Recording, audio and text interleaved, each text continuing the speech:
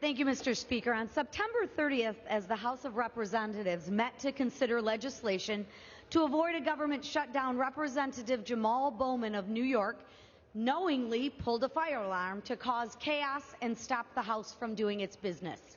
As a former principal of the Cornerstone Academy for Social Action in New York City, Mr. Bowman should know the consequences of pulling a fire alarm. I do not submit this resolution lightly. Mr. Speaker, Article 1, Section 5 of our Constitution gives the House the solemn responsibility to discipline members for disorderly behavior. I urge my fellow members to vote yes on my resolution and to hold our colleagues accountable for when they break the law. Thank you, Mr. Speaker, and I reserve. Gentlelady reserves. Gentleman's recognized. Mr. Speaker, this is a profoundly stupid resolution. Under Republican control, this chamber has become a place where trivial issues get debated passionately and important ones not at all.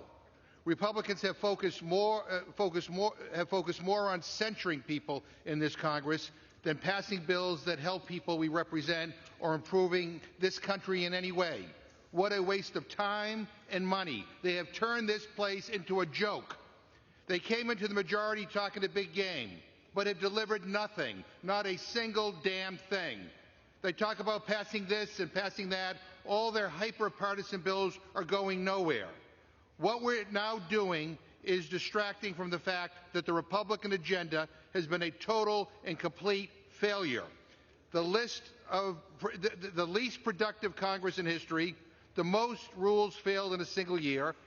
They dragged America to the brink of default twice, almost shut down the government, wasted weeks fighting about who should be Speaker, hitting each other in the hallways, and it's all because we should be talking about important issues in this chamber, Mr. Speaker. We should be addressing health care costs, helping Americans build economic security, competing with our adversaries abroad, and investing in our people at home. We just had a shooting in Las Vegas tonight. We should be talking about preventing gun violence in this country. And you have us here talking about how someone tried to go out the wrong door of the Cannon House office building. I mean, honestly, what the hell is wrong with you? Congressman Bowman apologized, and I want to read his statement so we can be clear about what we're talking about here today. Quote, "Today, as I was rushing to make a vote, I came to a door that usually is open for votes, but today would not open. I am embarrassed to admit that I activated the fire alarm, mistakenly thinking it would open the door. I regret this and sincerely apologize for any confusion this caused." He messed up, like many of us do every day. He was rushing to get to votes. And guess what? No one was hurt. No one's life was put in danger. Votes went on like nothing happened. Anyone who works here knows that a fire alarm going off across the street wouldn't impact votes going on here in the Capitol. And I find it terribly ironic that we are talking about censuring Mr. Bowman, yet we never censured any of our colleagues who tried to overturn the election on January 6th, or who failed to respond to a subpoena, or who put our national security in danger by storming a skiff with their phones. In fact, to the contrary, Mike Johnson, the new Speaker of the House, held a press conference yesterday about the January 6th video footage. Something he said stuck with me. Quote, "We have to blur some of the people's faces who participated in the events of that day because we don't want them to be retaliated against and charged by the DOJ." End quote.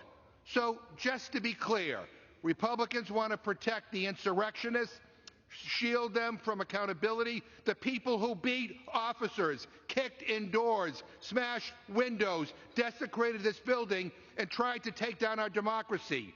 Not our doors, America's offices, America's windows, and this is America's building that Trump's mob defiled. Speaker Johnson wants to protect the mob, but has us here debating this absurd censure. What a pathetic exercise in retaliation and revenge. What a petty thing it is to bring this garbage to the floor. Sadly, it's just a typical week for this disgraceful Republican majority. With that, I reserve, Mr. Speaker. Gentleman reserves.